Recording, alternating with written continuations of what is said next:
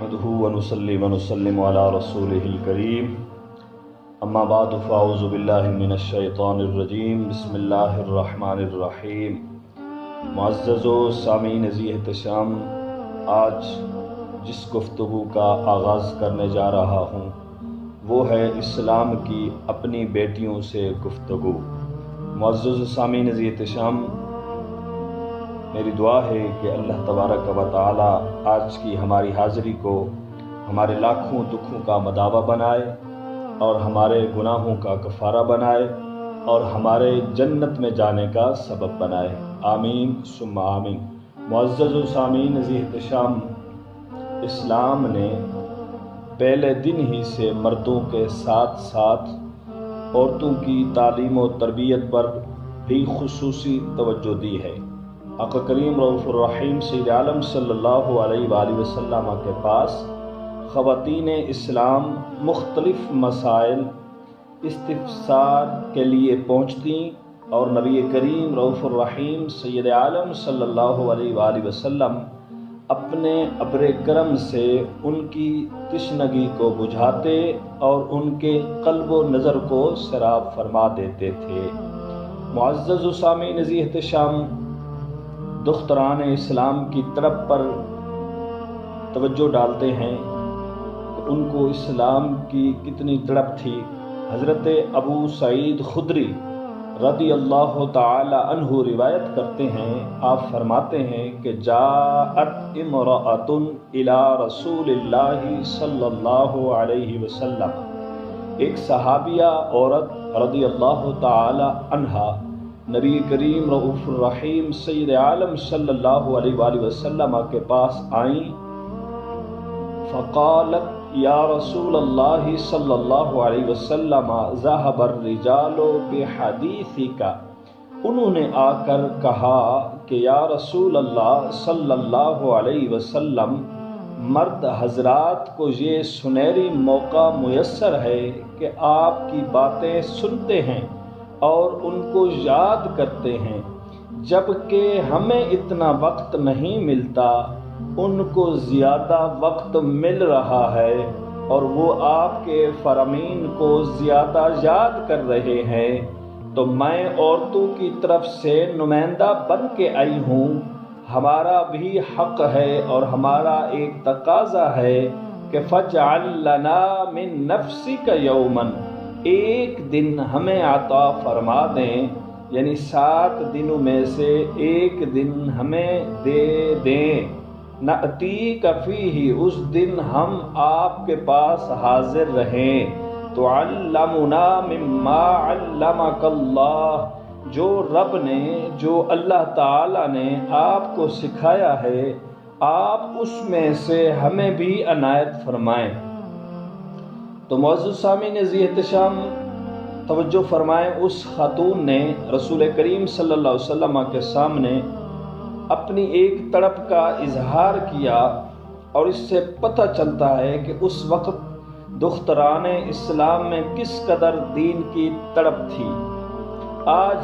मग़रिब ज़दा औरतें जो हुकूक मांगती हैं कि मर्दों को ये मिला है तो हमें भी ये मिले, इसमें वो बातें अजीब व गरीब होती हैं जिनका वो तकाज़ा कर रही होती हैं। उनके लिए थिएटर खुल गए हैं, हमारे लिए भी होने चाहिए, उनके लिए ये चीज़ बन गई है, हमारे लिए भी होने चाहिए। मगर उस वक़्त दुख्तरान इस्लाम सरकार मदीना सल्लल्लाहु अलैहि वसल्लम के दरबार में मौजूद हैं और कहती हैं, या रसूल अल्लाह सल्लल्लाहु अलैहि वसल्लम, मर्दों को ये वक्त मुयस्सर है कि उनकी आँखों के कटोरे तुम्हारे हुस्न के समंदर से लबरेज हैं और मर्दों के कान तुम्हारे कीमती अल्फाज के फूलों को चुनने में मसरूफ़ रहते हैं और उनके क़ल्ब व नज़र पर तुम्हारे चेहरे की तजल्ली पड़ती है और तुम्हारे अल्फाज याद करके वो अपने सीनों को मुनव्वर करते हैं। तो एक दिन हमें भी अता फरमा दें कि जो सिर्फ़ हमारा दिन हो, उस दिन हमारी क्लास लगे, आप इरशाद फरमाएं और हम सुने, हम याद करें और हम आगे पहुँचाएँ। मुअज़्ज़ज़ो सामीन एहतशाम, ये एक खातून इस्लाम की तड़प थी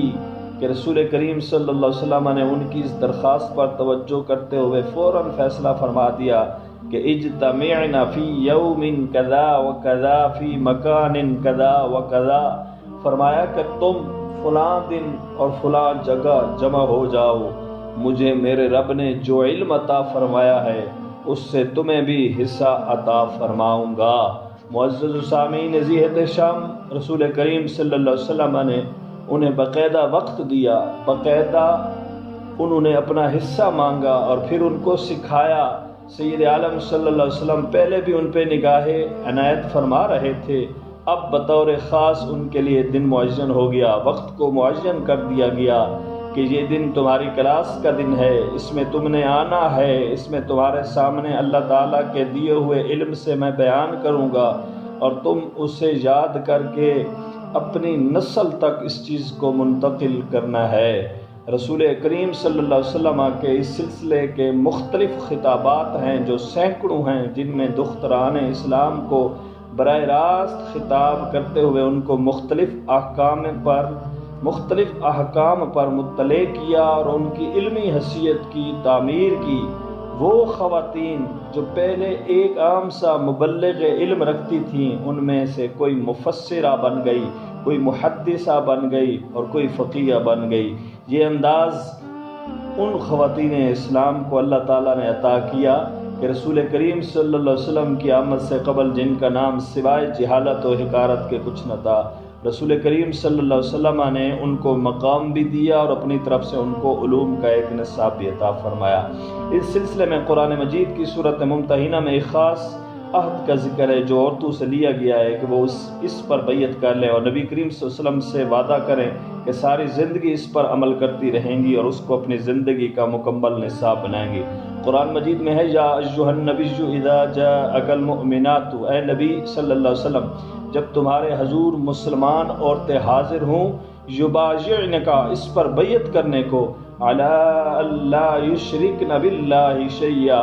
وہ اللہ کا شریک نہ ٹھہرائیں گی، ولا یسرقن اور نہ چوری کریں گی، ولا یزنین اور نہ بدکاری، ولا یقتلن اولادہن اور نہ اپنی اولاد کو قتل کریں گی۔ یہ مومنات عہد کریں کہ وہ شرک کریں گی، نہ چوری کریں گی، نہ بدکاری کریں گی، نہ شرک کریں گی اور نہ ہی اپنی اولاد کو قتل کریں گی۔ ولا یأتین ببہتان یفترینہ بین ایدیہن وارجلہن اور نہ وہ بہتان لائیں گی جس سے اپنے ہاتھوں اور پاؤں کے درمیان یعنی موضع ولادت میں اٹھائیں۔ اس کا مطلب یہ ہے کہ اس وقت کوئی بانج عورت کسی کا بچہ اٹھا کر لے جاتی اور اپنے خاوند سے کہتی کہ یہ میرے ہاں بچہ پیدا ہوا ہے، یہ میرے ہاں پیدا ہوا ہے، یعنی جب خاوند سفر سے لوٹ کے آتا تو وہ کسی کے بچے کو یہ شو کرواتی کہ میں نے اس کو جنم دیا ہے اور یہ تیرا بچہ ہے۔ اس طرح کی وارداتیں ہوتی تھیں، تو اللہ تعالیٰ نے فرمایا کہ ان سے بیعت لو کہ ایسا فعل اسلام کی کوئی بیٹی نہ کرے، ولا یعصینک فی معروف اور کسی نیک بات میں تمہاری نافرمانی نہ کریں گی۔ اس میں ہر چیز داخل ہوگی کہ جو بھی اچھائی کا کام ہے، یہ عورتیں جو شوق سے کلمہ پڑھ رہی ہیں ان سے کہو کہ تم معروف میں میری مخالفت نہیں کرو گی۔ اس سلسلے میں محدثین کا قول ہے کہ جو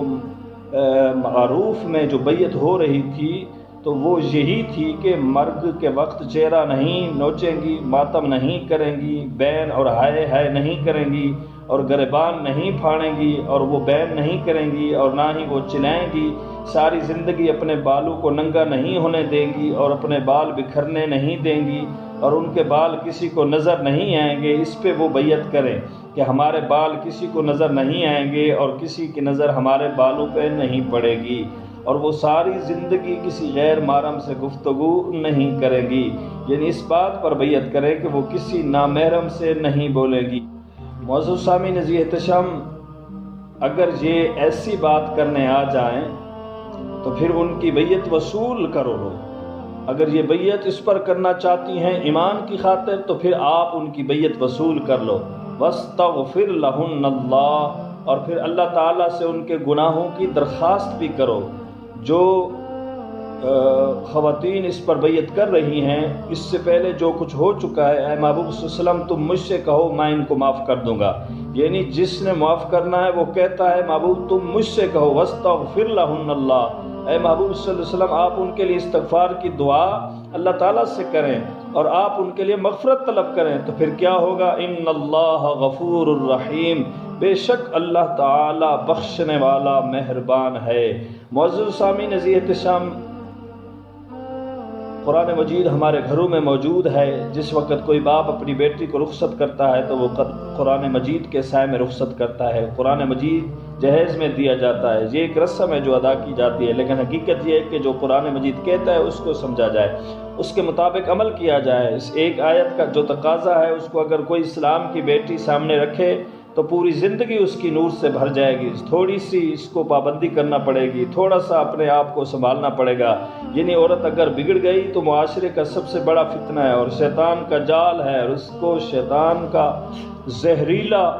کانٹا قرار دیا گیا ہے اور اس کو فتنوں کی ماں کہہ دیا گیا ہے۔ یہی خاتون مومنہ بنی، یہی خاتون مومنہ بنی، اور پھر اس نے اپنے آپ کو سنبھالا اور قرآن مجید کے سائے میں رہی اور حضرت سید عائشہ صدیقہ رضی اللہ تعالیٰ عنہ کی تعلیمات کا زیور پہنا اور حضرت سیدہ فاطمۃ الزہرا سلام اللہ علیہا کی چادر کے سائے میں رہی، تو پھر اس کو صادقہ کہا گیا، اس کو کانتا کہا گیا، اس کو صابرہ کہا گیا، اس کو سائمہ کہا گیا، اس عورت کو ساجدہ کہا گیا، اس کو راکیہ کہا گیا۔ یہی نسل نو کا بہت بڑا مظہر قرار پائی، یہی انسانی نسل کے نکھار کا بہت بڑا منبع اور کھیت قرار پائی۔ اسی سے تقویٰ کے پھول کھلے، اسی سے پرہیزگاری کی بہار آئی، یہی صالحین کی ماں کہلائی، اسی کی گود کو جنت کے مناظر میں سے ایک منظر کہا گیا، اسی کی تربیت کو انسان کی بہت بڑی درسگاہ قرار دیا گیا، اور اس ایک عورت کے ششتہ کردار کو 70 صدیقوں سے بڑا کردار قرار دیا گیا، کیونکہ اس نے قرآن مجید سیکھا ہے، قرآن مجید کو سنا ہے، نبی کریم صلی اللہ علیہ وسلم کے فرمان کو سن کے پوری زندگی اس کے زیر سایہ بسر کر ڈالی ہے۔ ایک طرف آج کا ماحول، موبائل کا استعمال، اس میں پکچرز اور گھنٹوں غیر محرموں سے باتیں، ادھر قرآن مجید کا فرمان ہے وَلَا يَعْصِينَكَ فِي مَعْرُوفٍ، میرے محبوب جس نے تیرا کلمہ پڑھنا ہے وہ زندگی بھر غیر محرم سے نہیں بولے گی، اس کی کسی نامحرم سے بات نہیں ہوگی، ان سے یہ بیعت وصول کرو اور یہ بیعت لازم ہے۔ ادھر ایک جملہ بھی غیر محرم سے بولنا حرام ہے، سوائے اس مریضہ کے جو اپنا مرض بتانا چاہتی ہے یا کسی حاکم کے سامنے گواہی دینا چاہتی ہے، صرف ان چند صورتوں میں رخصت ہے۔ آج معاذ اللہ غیر محرم سے باتیں کرنے کو گناہ نہیں سمجھا جا رہا، اور پھر ٹائم کے ساتھ ساتھ اپنا ایمان ضائع کیا جا رہا ہے۔ ادھر کسی غیر محرم سے بولنا حرام کر دیا گیا اور اپنی دلی رغبت کی بنیاد پر بولنا اور باتیں کرنا اس کو ناجائز قرار دیا گیا، اور سید عالم صلی اللہ علیہ وسلم نے ایک دختر اسلام کو بتایا کہ گھر میں کیسے رہنا ہے، باہر کیسے نکلنا ہے، اگر مغرب کا وقت ہو تو اس وقت کیسے رہنا ہے، اگر شادی کا موقع ہو تو پھر کیسے رہنا ہے۔ آج معاذ اللہ یہ سمجھ لیا گیا کہ جو شادی کا موقع ہوتا ہے تو اس موقع پہ گویا ایک مومنہ نہیں رہتی، اس کو اس وقت چھٹی دے دی گئی ہے، پتہ نہیں چلتا کہ اس سائن یا ڈین ہے یا کوئی مسلمان خاتون ہے، کوئی یہودیہ ہے یا کوئی مومنہ ہے۔ شادی کی تقریبات کو اپنی زندگیوں سے یوں خارج قرار دیا جاتا ہے گویا کہ جو اسلام کے تقاضے تھے وہ باقی زندگی میں تھے۔ آج کا دن اس سے بری ہے، اس میں چھوٹے بڑے سارے شریک ہوتے ہیں۔ شریعت کی خلاف ورزی کی لہر میں اکثر حاجی اور نمازی بھی بہہ جاتے ہیں، اللہ بچائے۔ موضوع سامعین ذی احتشام، اور پھر جس وقت کوئی مرگ افسوس وغیرہ کا موقع ہوتا ہے تو اس میں جو بے صبری اور اسلامی احکام کی خلاف ورزی ہوتی ہے وہ ایک مستقل المیہ ہے، اور سید عالم صلی اللہ علیہ وآلہ وسلم نگاہ ناز گنبد خضرا سے اپنی امت کو دیکھ رہی ہے۔ ایسے میں دختران اسلام نے عہد بھی کرنا ہے، اور ہم سب نے ان احکام کو سمجھنا بھی ہے، لیکن صرف کانوں کی لذت کے لیے نہیں بلکہ ایمان کے وقار کے لیے اور ایمان کی بہار کے لیے۔ چلو جب تک پتہ نہ تھا کوئی اور معاملہ تھا، حالانکہ یہ لازم ہے کہ جس وقت کوئی بالغ ہو جائے، مرد ہو یا عورت، تو جیسے نماز فرض ہے ایسے ہی زندگی گزارنے کا رستہ جاننا بھی فرض ہے۔ جو نہیں پوچھتی اور نہیں جانتی وہ مجرمہ ہوگی، اور جو مرد نہیں پوچھتا وہ بھی مجرم ہوگا۔ معزز سامعین ذی احتشام، اب قرآن مجید اور رسول کریم صلی اللہ علیہ وسلم کے فرامین اور جن ہستیوں کو آپ نے سکھایا ان کا کردار مختصر وقت میں پیش کر رہا ہوں تاکہ میرے لیے بھی ذریعہ نجات بن جائے اور آپ سب کے لیے بھی ذریعہ نجات بن جائے۔ معزز سامعین ذی احتشام،